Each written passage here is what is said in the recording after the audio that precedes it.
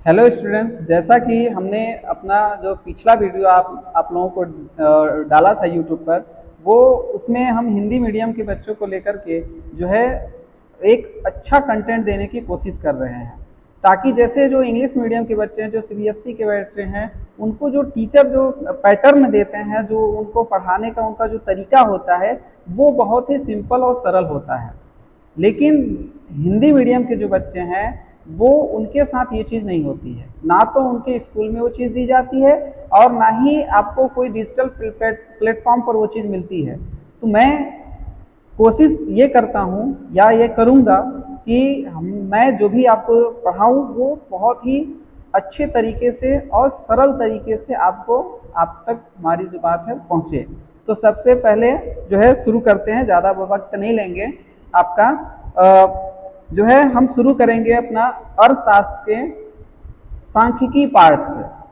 सांख्यिकी का मतलब होता है, जैसा कि आपको नाम से ही लग रहा होगा कि सांख्यिकी मतलब कहीं ना कहीं संख्या से बात आ रही है।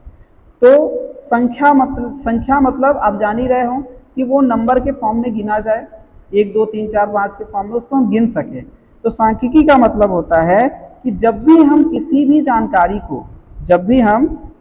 जानकारी को अगर संख्या के रूप में बता सकें, इस फॉर्म में, संख्या के फॉर्म में अगर हम संख्या के रूप में अगर उस चीज़ को बता पा रहे हैं, तो हमारा वो सांख्यिकी कहा जाएगा। लेकिन अगर किसी चीज़ को हम संख्या के रूप में नहीं बता पा रहे हैं, मतलब वो सांख्यिकी हमारा नहीं होगा।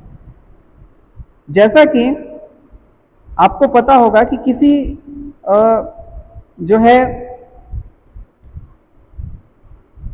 जिस चीज़ को आप किसी की हो गई मतलब अच्छाई, किसी का हो गया सुंदरता, इस चीज़ को हम मेज़र नहीं कर सकते संख्या के रूप में, इसलिए हमको इस अर्थशास्त्र में सांख्यिकी के अंदर इसकी गणना नहीं की जाती है।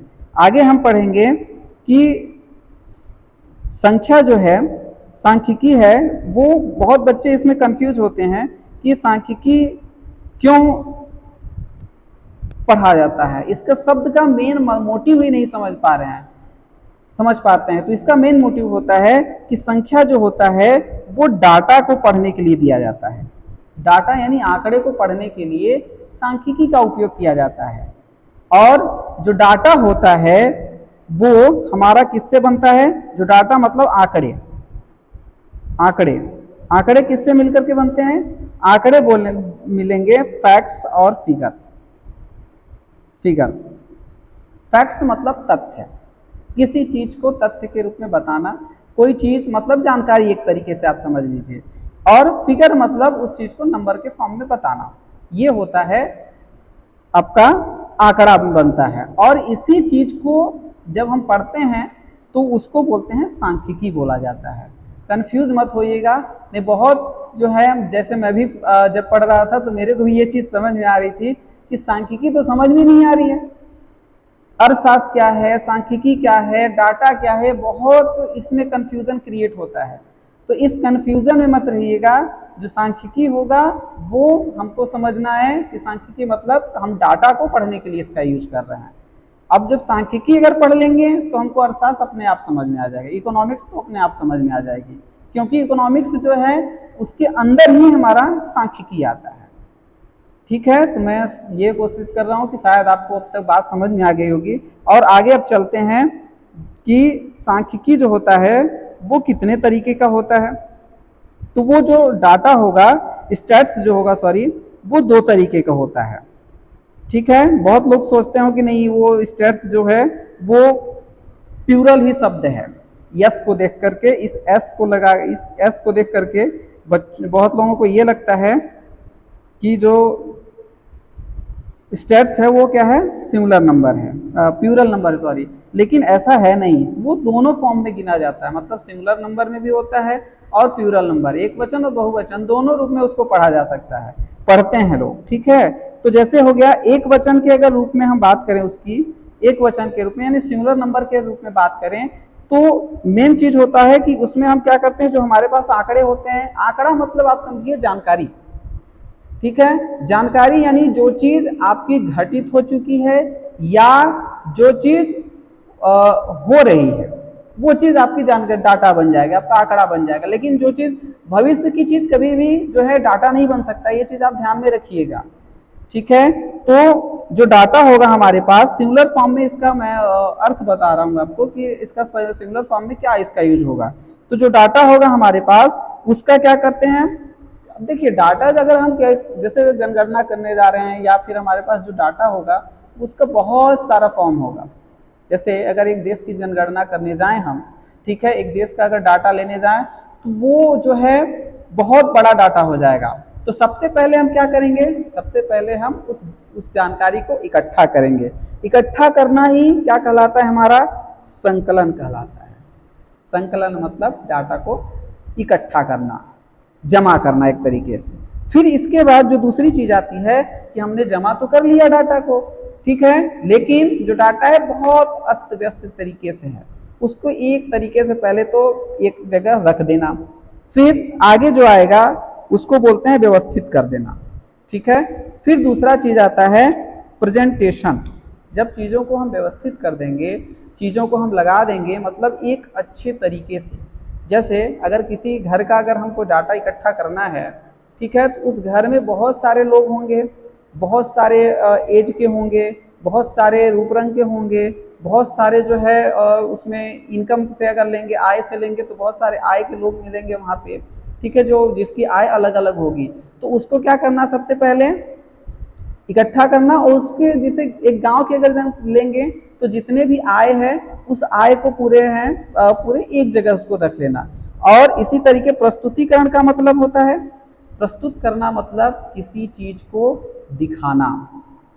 ठीक है, आप जितना अच्छे तरीके से किसी चीज को दिखा सकते हो तो उसको समझ में भी बहुत अच्छे से आएगा। ठीक है, आदमी लोग जो है, हम लोग क्या करते हैं, सज धज के बढ़िया जाते हैं, क्यों, ताकि हमको जो है सामने वालों को दिखाना है। ठीक है, इसीलिए हमको क्यों, अच्छाई चीज समझ में आए, चीजों को बहुत सरल हो जाए, इसलिए हम उसको क्या करते हैं, प्रेजेंट करना बोलते हैं, यानी उसको बोला जाता है प्रस्तुत करना, दिखाना। और इसी तरीके से जब प्रस्तुत कर लेंगे हम किसी चीज को, जो है प्रेजेंट कर लेंगे, फिर उससे क्या करेंगे, हम जानकारी निकालेंगे कुछ। ठीक है, कुछ जानकारी निकालने की कोशिश करेंगे, जितने भी आंकड़े हैं हमारे पास, उस आंकड़ों से हम कुछ न कुछ खोजने की कोशिश करेंगे कि भाई हमने जो इतना बड़ा जो झंझट पाल के रखा है, यानी आंकड़ों को इकट्ठा किया है, तो किस तरीके से इसका यूज क्या है। ठीक है, तो उससे हम कुछ न कुछ खोजने की कोशिश करेंगे कि क्या इससे हमको मिल सकता है। तो जब हम चीज़ों को खोज लेंगे तो भाई उस चीज़ को हम कहीं ना कहीं तो लागू करेंगे, कहीं ना कहीं उसका लागू करेंगे, उसको यूज करेंगे। तो उसका यूज जब होगा तो उसको क्या बोलते हैं, इंटरप्रिटेशन करना, मतलब उससे कुछ नियम बना लेना, उससे कोई जानकारी इकट्ठा कर लेना, उससे कोई जो है नीति निर्माण में, जैसे अगर सरकार के पक्ष में देखा जाए तो सरकार क्या करती है, इससे बहुत सारा जो है जैसे जनगणना कराती है सरकार, तो बहुत सारी चीज़ों के ऊपर जनगणना कराती है, तो सरकार फिर उससे देखती है कि जो है हमारे लायक जो है चीज़ें, हमारी जो नीतियाँ हैं वो कितनी कारगर हैं और इसमें क्या क्या सुधार करने की आवश्यकता होती है, यह सब हमारे जो है इंटरप्रिटेशन में आता है। अब जब दूसरी चीज़ आती है संख्या, बहुवचन सांख्यिकीय। बहुवचन मतलब प्लूरल सेंस में क्या बात करता है सांख्यिकी, अब इसके बारे में बात करते हैं हम। तो इसमें क्या होता है, आंकड़ों के रूप में प्रस्तुत करते हैं, मतलब जो डाटा हमने तो ऐसे ही बता दिया कि ये डाटा है, लेकिन जब उसको नंबर के फॉर्म में, क्योंकि हमारे पास जो डाटा होगा बहुत बड़ा हो जाएगा, एक देश की अगर जनसंख्या की बात करें उसको कितना छोटे तरीके से बता दिया जाता है, लेकिन अगर हम उसको संख्या के रूप में अगर न बताएं, ठीक है, अगर उसको हम बोलेंगे भाई ये चीज़ें हैं, बहुत सारी चीज़ें, तो संख्या के रूप में अगर जब तक न बनाएंगे बताएंगे तो उससे कोई चीज़ किसी को समझ में नहीं आएगा वो चीज़। इसलिए हम क्या करते हैं, उसको संख्या के रूप में दिखाते हैं, यानी छोटा करके दिखाते हैं मेन, ताकि हम उसको पढ़ सके, उसको समझ सके। आई होप मैं आपको मेरी बातें जो है अच्छे से समझ में आई होंगी, और इसी तरीके के मैं और भी वीडियो लेके आऊँगा, ताकि आपको जो है हिंदी मीडियम के जितने भी बच्चे हैं हमारे, वो अच्छे से उनको जो है समझ में चीज़ें आए, बारीक से चीज़ें समझ में आए, ताकि जो है वो उनका कंटेंट में किसी भी तरीके का कमी ना रहे, उनके जो है थॉट में, उनके जो है कॉन्सेप्ट में एक तरीके से किसी भी तरीके का कोई दिक्कत नहीं आना चाहिए। इस थैंक यू। और अगर हमारे वीडियो को अच्छा लगा हो हमारा वीडियो तो please like share and subscribe करें। Thank you. मिलते हैं नेक्स्ट वीडियो में।